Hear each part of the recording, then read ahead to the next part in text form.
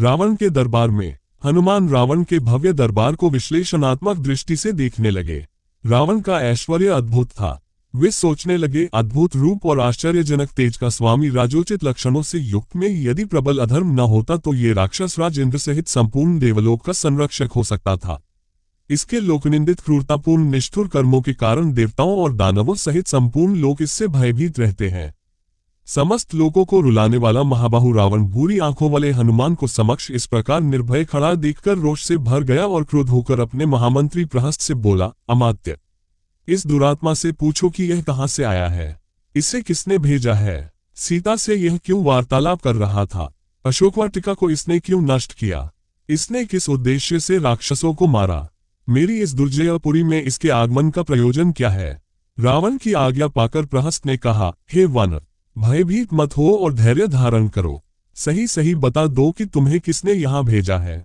महाराज, रावण की नगरी में कहीं तुम्हें इंद्र ने तो नहीं भेजा है, कहीं तुम कुबेर ये या वरुण के दूत तो नहीं हो, या विजय की अभिलाषा रखने वाले विष्णु ने तुम्हें दूत बनाकर भेजा है। यदि तुम हमें सच सच बता दो कि तुम कौन हो तो हम तुम्हें क्षमा कर सकते हैं। यदि तुम मिथ्या भाषण करोगे तो तुम्हारा जीना असंभव हो जाएगा। प्रहस्त के इस प्रकार पूछने पर पवन पुत्र हनुमान ने निर्भय होकर राक्षसों के स्वामी रावण से कहा, हे राक्षस राज, मैं इंद्र, यम, वरुण या कुबेर का दूत नहीं हूं, न ही मुझे विष्णु ने यहाँ भेजा है। मैं राक्षस राज रावण से मिलने के उद्देश्य से यहाँ आया हूं और इसी उद्देश्य के लिए मैंने अशोकवाटिका को नष्ट किया है। तुम्हारे बलवान राक्षस युद्ध की इच्छा से मेरे पास आए तो मैंने स्वरक्षा के लिए रणभूमि में उनका सामना किया। ब्रह्मा जी से मुझे वरदान प्राप्त है कि देवता और असुर कोई भी मुझे अस्त्र अथवा पाश से बांध नहीं सकते। राक्षस राज के दर्शन के लिए ही मैंने अस्त्र से बंधना स्वीकार किया है। यद्यपि इस समय मैं अस्त्र से मुक्त हूं, तथापि इन राक्षसों ने मुझे बंधा समझकर ही यहाँ लाकर तुम्हें सौंपा है। मैं श्री रामचंद्र जी का दूत हूं और उनके ही कार्य से यहाँ आया हूं। शांत भाव से हनुमान ने आगे कहा, मैं किष्किंधा के परम पराक्रमी नरेश सुग्रीव का दूत हूं, उन्हीं की आज्ञा से तुम्हारे पास आया हूं। हमारे महाराज ने तुम्हारा कुशल समाचार पूछा है और कहा है कि तुमने नीतिवान, धर्म, चारों वेदों के ज्ञाता, महापंडित, तपस्वी और महान ऐश्वर्यवान होते हुए भी एक परस्त्री को हठात अपने यहाँ रोक रखा है। ये तुम्हारे लिए उचित बात नहीं है। तुमने ये दुष्कर्म करके अपनी मृत्यु का आह्वान किया है। उन्होंने ये भी कहा है कि लक्ष्मण के कराल बाणों के सम्मुख बड़े से बड़ा पराक्रमी भी नहीं ठहर सकता, फिर तुम उससे अपने प्राणों की रक्षा कैसे कर सकोगे। इसलिए तुम्हारे लिए उचित होगा कि तुम सीता को श्री रामचंद्र को लौटा दो और उनसे क्षमा मांगो। यदि तुम ऐसा नहीं करोगे तो तुम्हारा अंत भी वही होगा जो खर, दूषण और वाली का हुआ है। हनुमान के ये नीतियुक्त वचन सुनकर रावण का सर्वांग क्रोध से जल उठा। उसने अपने सेवकों को आज्ञा दी, इस वानर का वध कर डालो। रावण की आज्ञा सुनकर वहां उपस्थित विभीषण ने कहा, राक्षसराज, आप धर्म के ज्ञाता और राजधर्म के विशेषज्ञ हैं। दूत के वध से आपके पांडित्य पर कलंक लग जाएगा, अतः उचित अनुचित का विचार करके दूत के योग्य किसी अन्य दंड का विधान कीजिए। विभीषण के वचन सुनकर रावण ने कहा, शत्रुसूदन, पापियों का वध करने में पाप नहीं है। इस वानर ने वाटिका का विध्वंस तथा राक्षसों का वध करके पाप किया है, अतः मैं अवश्य ही इसका वध करूंगा। रावण के वचन सुनकर उसके भाई विभीषण ने विनीत स्वर में कहा, हे लंकापति, जब ये वानर स्वयं को दूत बताता है तो नीति तथा धर्म के अनुसार इसका वध करना अनुचित होगा, क्योंकि दूत दूसरों का दिया हुआ संदेश सुनाता है। वह जो कुछ कहता है वो उसकी अपनी बात नहीं होती, इसलिए वह अवध्य होता है। विभीषण की बात पर विचार करने के पश्चात रावण ने कहा, तुम्हारा ये कथन सत्य है कि दूत अवध्य होता है, परंतु इसने अशोकवाटिका का विध्वंस किया है, इसलिए इसे दंड मिलना चाहिए। वानरों को अपनी पूंछ बहुत प्यारी होती है, अतः मैं आज्ञा देता हूं कि इसकी पूंछ रुई और तेल लगाकर जला दी जाए, ताकि इसे बिना पूंछ का देखकर लोग इसकी हंसी उड़ाएं और यह जीवन भर अपने कर्मों पर पछताता रहे। रावण की आज्ञा पाते ही राक्षसों ने हनुमान की पूंछ को रुई और पुराने कपड़ों से लपेटकर उस पर बहुत सा तेल डालकर आग लगा दी। अपने पूंछ को जलते देख हनुमान को बहुत क्रोध आया। सबसे पहले तो उन्होंने रुई लपेटने और आग लगाने वाले राक्षसों को जलती पूंछ से मार मार कर पृथ्वी पर सुला दिया। वे जलते चीखते चिल्लाते वहां से अपने प्राण लेकर भागे। कुछ राक्षस उनका अपमान करने के लिए उन्हें बाजारों में घुमाने के लिए ले चले। उस दृश्य को देखने के लिए बाजारों में राक्षसों की और घरों के छज्जों तथा खिड़कियों पर स्त्रियों की भीड़ जमा हो गई। मूर्ख राक्षस उन्हें अपमानित करने के लिए उन पर कंकड़ पत्थर फेंकने तथा अपशब्द कहने लगे। इस अपमान से क्रोध होकर स्वाभिमानी पवनसुत एक ही झटके से सारे बंधनों को तोड़कर नगर के ऊंचे फाटक पर चढ़ गए और लोहे का एक बड़ा सा चक्का उठाकर अपमान करने वाले राक्षसों पर टूट पड़े। इससे चारों ओर भगदड़ मच गई। लंका दहन। राक्षसों की भीड़ भयभीत होकर भाग गई। हनुमान जी के समस्त मनोरथ पूर्ण हो गए थे। वे विचार करने लगे कि मैंने अशोकवाटिका को नष्ट कर दिया, बड़े बड़े राक्षसों का भी मैंने वध कर डाला और रावण की काफी बड़ी सेना का संहार भी कर दिया, तो फिर लंका के इस दुर्ग को भी क्यों न ध्वस्त कर दूं। ऐसा करने से समुद्र लंघन का मेरा परिश्रम पुनर्तः सफल हो जाएगा। मेरी पूंछ में जो ये अग्निदेव देदीप्यमान हो रहे हैं, इन्हें इन श्रेष्ठ गृहों की आहूत देकर तृप्त करना ही न्यायसंगत जान पड़ता है। ऐसा सोचकर वे जलती हुई पूंछ के साथ लंका की ऊंची ऊंची अट्टालिकाओं पर चढ़ गए और विचरण करने लगे। घूमते घूमते वायु के समान बलवान और महान वेगशाली हनुमान उछलकर प्रहस्त के महल पर जा पहुंचे और उसमें आग लगाकर महापार्श्व के घर पर कूद गए तथा उसमें भी कालाग्नि की ज्वाला को फैला दिया। तत्पश्चात महातेजस्वी महाकपि ने क्रमशः वज्रदष्ट्र, शुक, सारंग, मेघनाद, जम्बोवाली, सुमाली, शोणिताक्ष, कुंभकर्ण, नरांतक, यज्ञ शत्रु, ब्रह्मशत्रु आदि प्रमुख राक्षसों के भवनों को अग्नि की भेंट चढ़ा दिया। इनसे निवृत्त होकर वे स्वयं रावण के प्रासाद पर कूद पड़े। उसके प्रमुख भवन को जलाने के पश्चात वे बड़े उच्च स्वर से गर्जना करने लगे। उसी समय प्रलयंकर आंधी चल पड़ी, जिसने आग की लपटों को दूर दूर तक फैलाकर भवनों के अधजले भागों को भी जला डाला। लंका की इस भयंकर दुर्दशा से सारे नगर में हृदय विदारक हाहाकार मच गया। बड़ी बड़ी अट्टालिकाएं भारी विस्फोट करती हुई धराशायी होने लगी। स्वर्ण निर्मित लंकापुरी के जल जाने से उसका स्वर्ण पिघल पिघल कर सड़कों पर बहने लगा। सहस्त्रों राक्षस और उनकी पत्नियां हाहाकार करती हुई इधर उधर दौड़ने लगी। आकाशमंडल अग्नि के प्रकाश से जगमगा उठा। उसमें रक्त एवं कृष्णवर्ण धुआं भर गया, जिसमें से फुलझड़ियों की भांति चिंगारियां छूटने लगीं। इस भयंकर ज्वाला में सहस्त्रों राक्षस जल गए और उनके जले अधजले शरीरों से भयंकर दुर्गंध फैलने लगी। संपूर्ण लंकापुरी में केवल एक भवन ऐसा था जो अग्नि के प्रकोप से सुरक्षित था, और वह था नीतिवान विभीषण का प्रासाद। लंका को भस्मीभूत करने के पश्चात वे पुनः अशोकवाटिका में सीता के पास पहुंचे। उन्हें सादर प्रणाम करके बोले, हे माता, अब मैं यहाँ से श्री रामचंद्र जी के पास लौट रहा हूँ। रावण को और लंकावासियों को मैंने राघव की शक्ति का थोड़ा सा आभास करा दिया है। अब आप निर्भय होकर रहें। अब शीघ्र ही रामचंद्र जी वानर सेना के साथ लंका पर आक्रमण करेंगे और रावण को मारकर आपको अपने साथ ले जाएंगे। अब मुझे आज्ञा दे ताकि मैं लौटकर आपका शुभ संदेश श्री रामचंद्र जी को सुनाऊं, जिससे वे आपको छुड़ाने की व्यवस्था करें। ये कहकर और सीता जी को धैर्य बंधाकर हनुमान अपने कटक की ओर चल पड़े। जनकनंदिनी से विदा लेकर तीव्र वेग से विशाल सागर को पार करते हुए हनुमान वापस सागर के उस तट पर पहुंचे जहां असंख्य वानर जांबवंत के और अंगद के साथ उनकी प्रतीक्षा में आंखें बिछाए बैठे थे। अपने साथियों को देखकर हनुमान ने आकाश में ही भयंकर गर्जना की, जिसे सुनकर जांबवंत ने प्रसन्नतापूर्वक कहा, मित्रों, हनुमान की इस गर्जना से प्रतीत होता है कि वे अपने उद्देश्य में सफल होकर लौटे हैं। इसलिए हमें खड़े होकर हर्षध्वनि के साथ उनका स्वागत करना चाहिए। उन्होंने हमें ये सौभाग्य प्रदान किया है कि हम लौटकर रामचंद्र जी और वानरराज सुग्रीव को अपना मुख दिखा सकें। इतने में ही हनुमान ने वहां पहुंचकर सबका अभिवादन किया और लंका का समाचार कह सुनाया। जब सब वानरों ने सीता से हुई भेंट का समाचार सुना तो उनके हृदय प्रसन्नता से भर उठा और वे श्री रामचंद्र तथा पवनसुत की जय जयकार से वातावरण को गुंजायमान लगे। इसके पश्चात वे लोग हनुमान को आगे करके सुग्रीव के निवास स्थान प्रस्रवण पर्वत की ओर चले। मार्ग में वे मधुवन नामक वाटिका में पहुंचे, जिसकी रक्षा का भार सुग्रीव के मामा दधिमुख पर था। इस वाटिका के फल अत्यंत स्वादिष्ट थे और उनका उपयोग केवल राजपरिवार के लिए सीमित था। अंगद ने सब वानरों को आज्ञा दी कि वे जी भरकर इन स्वादिष्ट फलों का उपयोग करें। आज्ञा पाते ही सब वानर उन फलों पर इस प्रकार टूट पड़े जैसे लूट का माल हो। अपनी क्षुधा निवारण कर फिर कुछ देर आराम कर वे सब सुग्रीव के पास पहुंचे और उनसे सारा वृतांत कहा। सीता का संदेश देना।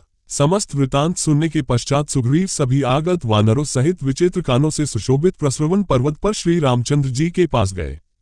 करबद्ध हनुमान ने रामचंद्र जी को सीता जी का समाचार देते हुए विनयपूर्वक कहा, प्रभु, रावण ने जानकी जी को क्रूर राक्षसियों के पहरे में रख छोड़ा है, जो उन्हें नित्य नई नई विधियों से त्रास देती हैं और उनका अपमान करती हैं। ये सब कुछ मैंने स्वयं देखा है। वे केवल आपके दर्शनों की आशा पर ही जीवित रहकर ये दुख और अपमान सहन कर रही हैं। उधर रावण निरंतर उनके पीछे पड़ा हुआ है। वे अपने सतीत्व की रक्षा के लिए सदा भयभीत रहती हैं। इतना कहकर हनुमान ने सीता के द्वारा दी गई दिव्य चूड़ामणि श्री रामचंद्र जी को देते हुए कहा, नाथ, मैंने उन्हें आपका संदेश सुनाकर आपकी मुद्रिका दे दी थी। उन्होंने यह अपनी निशानी आपको देने के लिए दी है। सीता का संदेश पाकर श्री राम अत्यंत प्रसन्न हुए और उन्होंने उठकर पवनसुत को अपने हृदय से लगा लिया। वे बोले, हे अंजनी कुमार, सीता का संदेश मुझे विस्तार पूर्वक सुनाओ। उसे सुनने के लिए मेरा हृदय व्याकुल हो रहा है। राम का आदेश पाकर हनुमान कहने लगे, हे राघव, वे दिन रात आपका ही स्मरण करती रहती हैं। उनके नेत्रों के समक्ष केवल आपकी छवि रहती है। उन्होंने संदेश भेजा है कि रावण ने मुझे 2 मास की अवधि दी है। इस अवधि में आप मुझे उसके हाथों से अवश्य मुक्त करा लें। यदि इन 2 मासों में आप मुझे मुक्त न करा सके तो मैं अपने प्राण त्याग दूंगी। आप तीनों लोगों को जीतने की सामर्थ्य रखते हैं और आपकी अपूर्व क्षमता में मुझे अटल विश्वास है। रावण को परास्त करना आपके लिए कोई कठिन काम नहीं है। अतः शीघ्र आकर इस दासी को बंधन से मुक्त कराइए। पवनसुत की बात सुनकर तथा उस दिव्य चूड़ामणि को देखकर श्री रामचंद्र शोकसागर में डूब गए और उनके नेत्रों से अश्रुधारा प्रवाहित हो चली। फिर कुछ संयम रखकर वे सुग्रीव से बोले, हे वानराधिपति, जिस प्रकार दिन भर की बिछुड़ी हुई कपिला गौ अपने बछड़े की आहट पाकर उससे मिलने के लिए आकुल हो जाती है, उसी प्रकार इस दिव्य मणि को पाकर मेरा मन सीता से मिलने के लिए अधीर हो उठा है। उसकी कष्ट की गाथाओं को सुनकर मेरा हृदय और भी विचलित हो गया है। मुझे विश्वास है कि यदि सीता 1 मास भी रावण से अपनी रक्षा करती हुई जीवित रह सकी तो मैं उसे अवश्य बचा लूंगा। मैं उसके बिना अधिक दिन तक जीवित नहीं रह सकता। तुम मुझे शीघ्र लंका ले चलने की व्यवस्था करो। अपनी सेना को तत्काल तैयार होने की आज्ञा दो। अब मेरे बाण रावण के प्राण लेने के लिए तर्कस में अकुला रहे हैं। अब वह दिन दूर नहीं है जब जानकी और सारा संसार रावण को सपरिवार मेरे बाणों के रथ पर बैठकर यमलोक को जाता देखेंगे। वाल्मीकि रामायण सुंदरकांड समाप्त। युद्धकांड समुद्र पार करने की चिंता। हनुमान के मुख से सीता का समाचार पाकर रामचंद्र जी अत्यंत प्रसन्न हुए और कहने लगे, हनुमान ने बहुत भारी कार्य किया है। भूतल पर ऐसा कार्य होना कठिन है। इस महासागर को लांघ सकने की क्षमता गरुड़, वायु और हनुमान को छोड़कर किसी दूसरे में नहीं है। देवताओं, राक्षसों, यक्षों, गंधर्वों तथा दैत्यों द्वारा रक्षित लंका में प्रवेश करके उसमें से सुरक्षित निकल आना केवल हनुमान के लिए ही संभव है। इन्होंने समुद्र लंघन आदि कार्यों के द्वारा अपने पराक्रम के अनुरूप बल प्रकट करके एक सच्चे सेवक के योग्य सुग्रीव का बहुत बड़ा कार्य संपन्न किया है। स्वामी द्वारा दिए गए कार्य को सेवक उत्साह तथा लगन से पूरा करे तो वह श्रेष्ठ होता है। जो सेवक कार्य तो पूर्ण कर दे किंतु बिना किसी उत्साह के पूरा करे वह मध्यम होता है और आज्ञा पाकर भी कार्य न करने वाला सेवक अधम कहलाता है। हनुमान ने स्वामी के एक कार्य में नियुक्त होकर उसके साथ ही दूसरे महत्वपूर्ण कार्यों को भी पूरा किया है और सुग्रीव को पूर्णतः संतुष्ट कर दिया है। आज मेरे पास पुरस्कार देने योग्य वस्तु का अभाव है। ये बात मेरे मन कसक उत्पन्न कर रही है कि यहाँ जिसने मुझे ऐसा प्रिय संवाद सुनाया उसका मैं कोई वैसा ही प्रिय कार्य नहीं कर पा रहा हूँ। अतः इस समय मैं इन महात्मा हनुमान को केवल अपना प्रगाढ़ आलिंगन प्रदान अपना सर्वस्व इसे समर्पित करता हूँ। ऐसा कहते कहते श्री रामचंद्र जी के अंग प्रत्यंत प्रेम से पुलकित हो गए और उन्होंने अपनी आज्ञा के पालन में सफलता पाकर लौटे हुए पवित्रात्मा हनुमान जी को हृदय से लगा लिया। फिर थोड़ी देर तक विचार करके रामचंद्र जी ने सुग्रीव से कहा, हे वानरराज, जानकी की खोज का कार्य तो सुचारू रूप से संपन्न हो गया किंतु समुद्र की दुस्तरता का विचार करके मेरे मन का उत्साह पुनः नष्ट हो रहा है। महान जलराशि से परिपूर्ण समुद्र को पार करना अत्यंत कठिन है। ये कार्य कैसे हो पाएगा? राम को इस प्रकार चिंतित देख सुग्रीव ने कहा, वीरवर, आप दूसरे साधारण मनुष्यों की भांति क्यों संताप कर रहे हैं? जैसे कृतघ्न पुरुष सौहार्द को त्याग देता है उसी प्रकार से आप भी इस संताप को त्याग दें। जब सीता जी का पता लग गया है तो मुझे आपके इस दुख और चिंता का कोई कारण नहीं दिखाई देता। मेरी वानर सेना की वीरता और पराक्रम के सामने ये समुद्र बाधा बनकर खड़ा नहीं हो सकता। हम समुद्र पर पुल बनाकर उसे पार करेंगे। परिश्रम और उद्योग से कौन सा कार्य सिद्ध नहीं हो सकता। हमें कायरों की भांति समुद्र को बाधा मान निराश होकर नहीं बैठना चाहिए। सुग्रीव के उत्साहपूर्ण शब्दों से संतुष्ट होकर राघव हनुमान से बोले, हे वीर हनुमान, कपिराज सुग्रीव की पुल बनाने की योजना से मैं सहमत हूँ। ये कार्य शीघ्र आरंभ हो जाए ऐसी व्यवस्था तो सुग्रीव कर ही देंगे। इस बीच तुम मुझे रावण की सेना, उसकी शक्ति, युद्ध कौशल, दुर्गों आदि के विषय में विस्तृत जानकारी दो। मुझे विश्वास है कि तुमने इन सारी बातों का अवश्य ही विस्तारपूर्वक अध्ययन किया होगा। तुम्हारी विश्लेषण क्षमता पर मुझे पूर्ण विश्वास है। रघुनाथ जी का आदेश पाकर पवनपुत्र हनुमान ने कहा, हे सीतापते, लंका जितनी ऐश्वर्य तथा समृद्धि से युक्त है, उतनी ही वह विलासिता में डूबी हुई भी है। सैनिक शक्ति उसकी महत्वपूर्ण है। उसमें असंख्य उन्मत्त हाथी, रथ और घोड़े हैं। बड़े बड़े पराक्रमी योद्धा सावधानी से लंकापुरी की रक्षा करते हैं। उस विशाल नगरी के 4 बड़े बड़े द्वार हैं। प्रत्येक द्वार पर ऐसे शक्तिशाली यंत्र लगे हुए हैं जो लाखों की संख्या में आक्रमण करने वाले शत्रु सैनिकों को भी द्वार से दूर रखने की क्षमता रखते हैं। इसके अतिरिक्त प्रत्येक द्वार पर अनेक बड़ी बड़ी शतघनी तोप रखी हुई है जो विशाल गोले छोड़कर अपनी अग्नि से समुद्र जैसी विशाल सेना को नष्ट करने की सामर्थ्य रखती है। लंका को और भी अधिक सुरक्षित रखने के लिए उसके चारों ओर अभेद्य स्वर्ण का परकोटा खींचा गया है। परकोटे के साथ साथ गहरी खाइयां खुदी हुई हैं जो अगाध जल से भरी हुई हैं। उस जल में नक्र, मकर जैसे भयानक हिंसक जलजीव निवास करते हैं। परकोटे पर थोड़े थोड़े अंतर से बुर्ज बने हुए हैं। उन पर विभिन्न प्रकार के विचित्र किंतु शक्तिशाली यंत्र रखे हुए हैं। यदि किसी प्रकार से शत्रु के सैनिक परकोटे पर चढ़ने में सफल हो भी जाए तो ये यंत्र अपनी चमत्कारिक शक्ति से उन्हें खाई में धकेल देते हैं। लंका के पूर्वी द्वार पर 10 सहस्त्र पराक्रमी योद्धा शूल तथा खड्ग लिए सतर्कतापूर्वक पहरा देते हैं। दक्षिण द्वार पर 1 लाख योद्धा अस्त्र शस्त्रों से सुसज्जित होकर सदैव सावधानी की मुद्रा में खड़े रहते हैं। उत्तर और पश्चिम के द्वारों पर भी सुरक्षा की ऐसी ही व्यवस्था है। इतना सब कुछ होते हुए भी आपकी कृपा से मैंने उनकी शक्ति काफी क्षीण कर दी है, क्योंकि जब रावण ने मेरी पूंछ में कपड़ा लपेटकर आग लगवा दी थी तो मैंने उसी जलती हुई पूंछ से लंका के दुर्गों को या तो समूल नष्ट कर दिया या उन्हें अपार क्षति पहुंचाई है। अनेक यंत्रों की दुर्दशा कर दी है और कई बड़े बड़े सेनापतियों को यमलोक भेज दिया है। अब तो केवल सागर पर सेतु बांधने की देर है, फिर तो राक्षसों का विनाश होते अधिक देर नहीं लगेगी। वानर सेना का प्रस्थान। हनुमान के मुख से लंका का यह विशद वर्णन सुनकर रामचंद्र बोले, हनुमान, तुमने भयानक राक्षस रावण की जिस लंकापुरी का वर्णन किया है उसे मैं शीघ्र ही नष्ट कर डालूंगा। सुग्रीव, अभी विजय नामक मुहूर्त है और इस मुहूर्त में प्रस्थान करना अत्यंत उपयुक्त है। अतः तुम तत्काल प्रस्थान की तैयारी करो। आज उत्तरा फाल्गुनी नामक नक्षत्र है। कल चंद्रमा का हस्त नक्षत्र से योग होगा। इसलिए हे सुग्रीव, हम लोगों का आज ही सारी सेनाओं के साथ यात्रा आरंभ कर देना ही उचित है।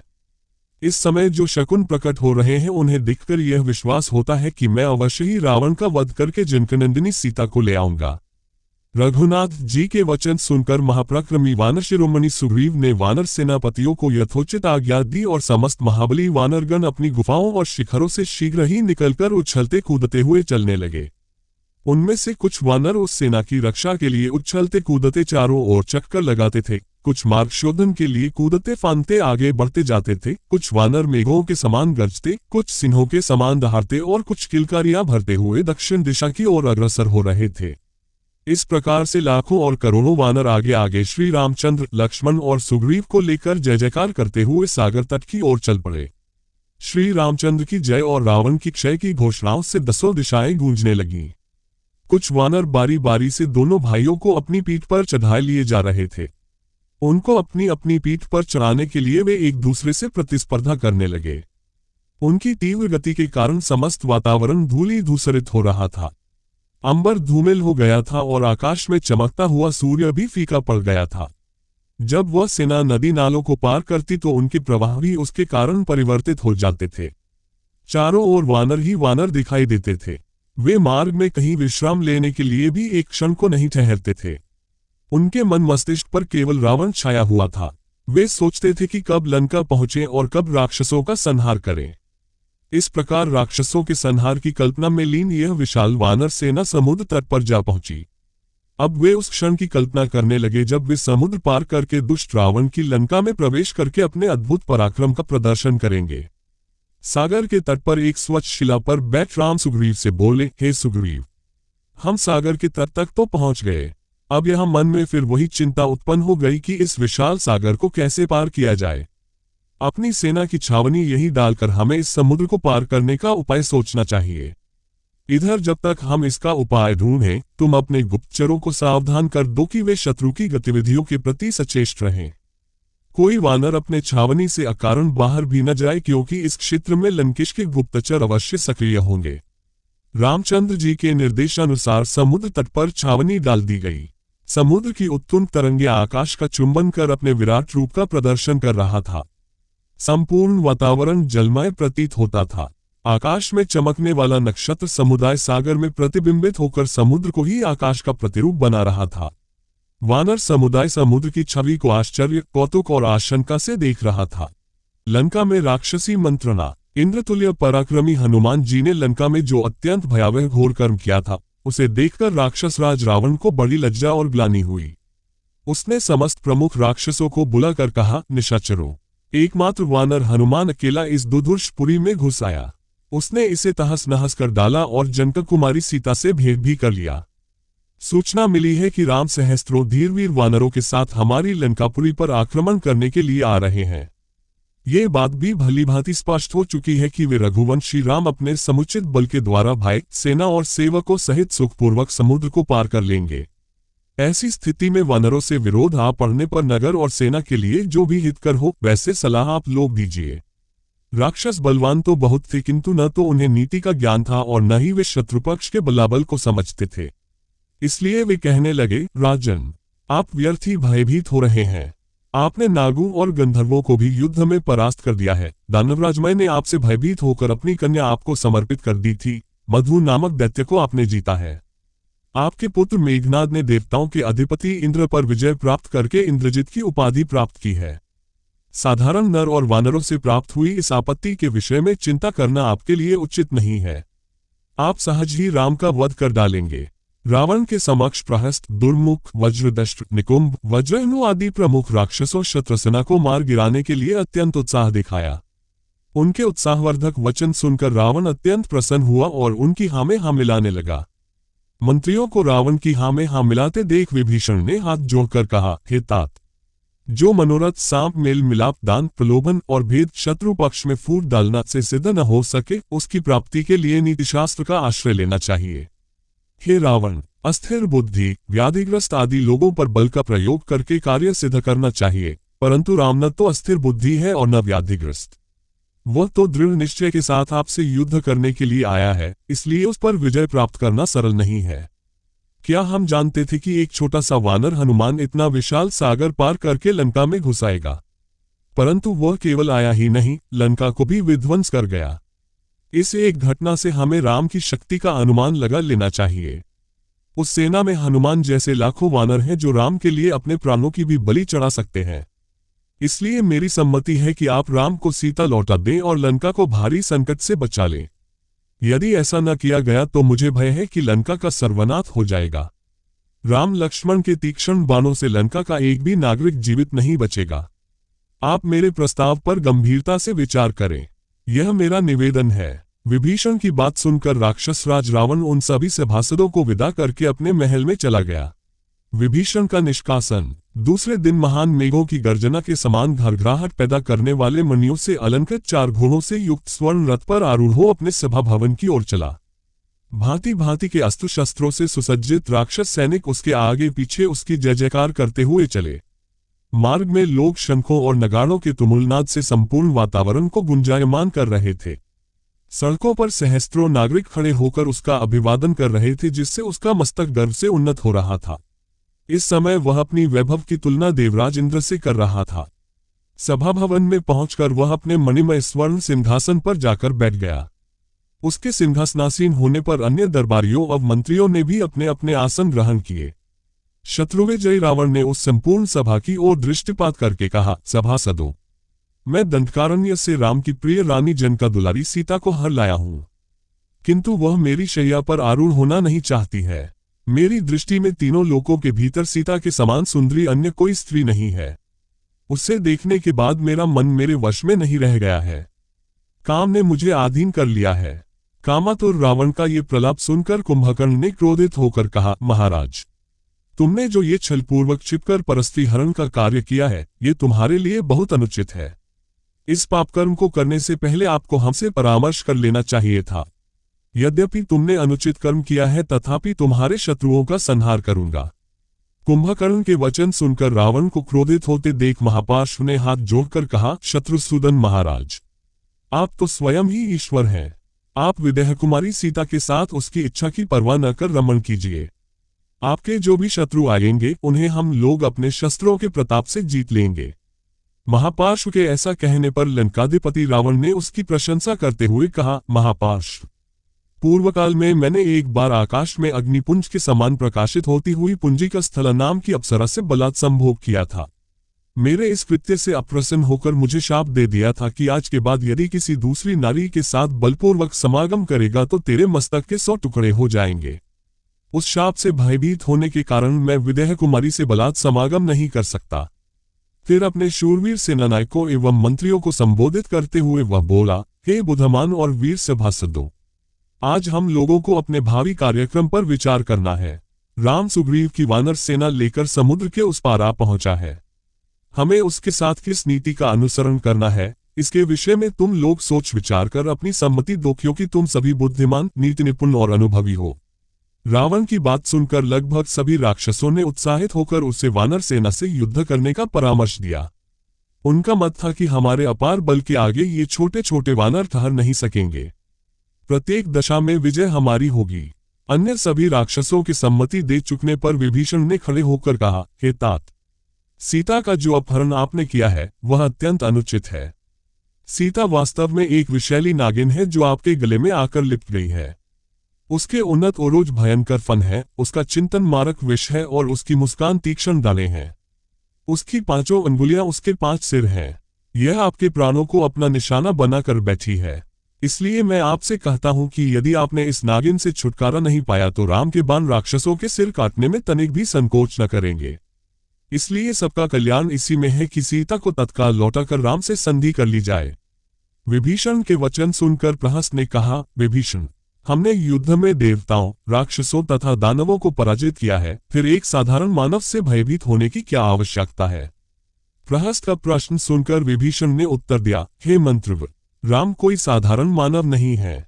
उनका वध करना वैसा ही असंभव है जैसा बिना नौ के सागर को पार करना। मैं उनकी शक्ति को जानता हूं, हमारी संपूर्ण दानवीय शक्ति भी उनके सम्मुख नहीं ठहर सकती।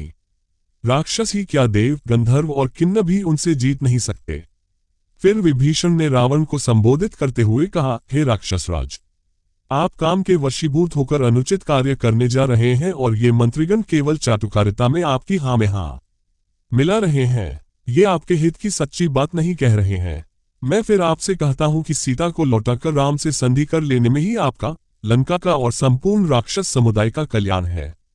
विभीषण की बातों से चिढ़कर मेघनाद बोला, चाचा जी, आप सदा कायरों की भांति निरुत्साहित करने वाली बातें किया करते हैं। आपने अपनी कायरता से पुलस्त्य वंश को कलंकित किया है। क्षमा करें, इस कुल में आज तक कोई ऐसा भीरू और निर्वीर्य व्यक्ति ने जन्म नहीं लिया। मेघनाद के मुख से ये अपमानजनक शब्द सुनकर भी विभीषण ने अपने ऊपर संयम रखते हुए कहा, मेघनाद, तुम अभी बालक हो, तुम में दूरदर्शिता का अभाव है, इसीलिए तुम ऐसी बात कर रहे हो। मैं फिर कहता हूं कि राघव से क्षमा मांगकर सीता को लौटाने में ही हमारा कल्याण है। विभीषण को बार बार सीता को लौटाने की बात करते देख रावण ने क्रोध होकर कहा, बुद्धिमान लोगों ने ठीक ही कहा है कि चाहे शत्रु के साथ निवास करें, सर्प के साथ रहें, परंतु शत्रु का हित चाहने वाले मित्र के साथ कदापि न रहें। ऐसे लोग मित्र के वेश में घोर शत्रु होते हैं। विभीषण, तुम हमारे सबसे बड़े शत्रु हो जो राम की सराहना करके हमारा मनोबल गिराने का प्रयत्न करते हो। मैं जानता हूं कि तुम मुख से मेरे हित की बात करते हो, परंतु हृदय से मेरे ऐश्वर्य, वैभव तथा लोकप्रियता से ईर्ष्या करते हो। यदि तुम मेरे भाई न होते तो सबसे पहले मैं तुम्हारा वध करता। यदि वध न करता तो भी कम से कम तुम्हारी जीभ अवश्य खींचवा लेता। मेरे सामने से दूर हो जा देशद्रोही, और फिर अपना मुख मुझे कभी मत दिखाना। रावण से अपमानित होकर विभीषण उठ खड़ा हुआ और बोला, मैं समझ गया हूं, तुम्हारे सिर पर काल मंडरा रहा है, इसलिए तुम मित्र और शत्रु में भेद नहीं कर सकते।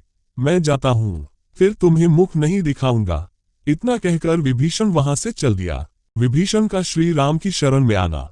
रावण से अपमानित होकर विभीषण अपने 4 भयंकर तथा पराक्रमी अनुचरों के साथ आकाशमार्ग से 2 ही घड़ी में उस स्थान पर आ गए जहां लक्ष्मण सहित श्री राम विराजमान थे। बुद्धिमान महापुरुष विभीषण ने आकाश में ही स्थित रहकर सुग्रीव तथा अन्य वानरों की ओर देखते हुए उच्च स्वर से कहा, हे वानरराज, मैं लंका के राजा रावण का छोटा भाई विभीषण हूँ। मैं रावण के उस कुकृत्य से सहमत नहीं हूँ जो उसने सीता जी का हरण करके किया है। मैंने उसे सीता जी को लौटाने के लिए अनेक प्रकार से समझाया, परंतु उसने मेरी बात न मानकर मेरा अपमान किया और मुझे लंका से निष्कासित कर दिया। इसलिए अब मैं यहाँ श्री रामचंद्र जी की शरण में आया हूँ। आप उन्हें मेरे आगमन की सूचना भिजवा दें। विभीषण की बात सुनकर सुग्रीव ने रामचंद्र के पास जाकर कहा, हे राघव, रावण का छोटा भाई विभीषण अपने 4 मंत्रियों सहित आपके दर्शन करना चाहता है। यदि आपकी अनुमति हो तो उसे यहाँ उपस्थित करूं, किंतु मेरा विचार है कि हमें शत्रु पर सोच समझकर ही विश्वास करना चाहिए। एक तो राक्षस वैसे ही क्रूर, कपटी और मायावी होते हैं, फिर ये तो रावण का सहोदर भाई ही है। ऐसी दशा में तो वह बिल्कुल भी विश्वसनीय नहीं है। किंतु आप हमसे अधिक बुद्धिमान हैं। जैसी आपकी आज्ञा हो वैसा करूं। सुग्रीव के तर्क सुनकर रामचंद्र जी बोले, हे वानरराज, आपकी बात सर्वथा युक्तिसंगत और हमारे हित में है, परंतु नीतिज्ञ लोगों ने राजाओं के 2 शत्रु बताए हैं। एक तो उनके कुल के मनुष्य और दूसरे उनके राज्य के सीमावर्ती क्षेत्रों पर शासन करने वाले अर्थात पड़ोसी शासक। ये दोनों उस समय किसी राज्य पर आक्रमण करते हैं जब राजा किसी व्यसन अथवा विपत्ति में फंसा हुआ होता है। विभीषण अपने भाई को विपत्ति में पड़ा देखकर हमारे पास आया है। वह हमारे कुल का नहीं है। हमारे विनाश से उसे कोई लाभ नहीं होगा। इसके विपरीत यदि हमारे हाथों से रावण मारा जाएगा तो वह लंका का राजा बन सकता है। इसलिए यदि वह हमारी शरण में आता है तो हमें उसे स्वीकार कर लेना चाहिए। कण्व ऋषि के पुत्र परम ऋषि कंडू ने कहा है कि यदि दीन होकर शत्रु भी शरण में आए तो उसे शरण देनी चाहिए। ऐसे शरणागत की रक्षा न करने से महान पाप लगता है। इसलिए शरण आए विभीषण को अभय प्रदान करना ही उचित है। अतः तुम उसे मेरे पास ले आओ। जब सुग्रीव विभीषण को लेकर राम के पास आया तो उसने दोनों हाथ जोड़कर कहा, हे धर्मात्मन, मैं लंकापति रावण का छोटा भाई विभीषण हूँ।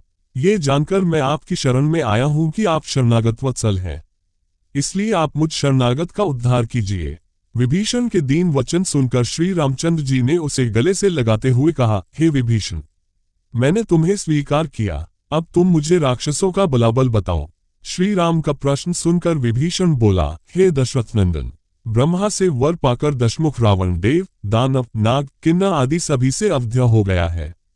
उसका छोटा भाई कुंभकर्ण जो मुझसे बड़ा है भी अद्भुत पराक्रमी, शूरवीर तथा तेजस्वी है। उसके सेनापति का नाम प्रहस्त है जिसने अपने शौर्य का प्रदर्शन करते हुए कैलाश पर्वत पर दुर्दमनीय मणिभद्र को पराजित किया था।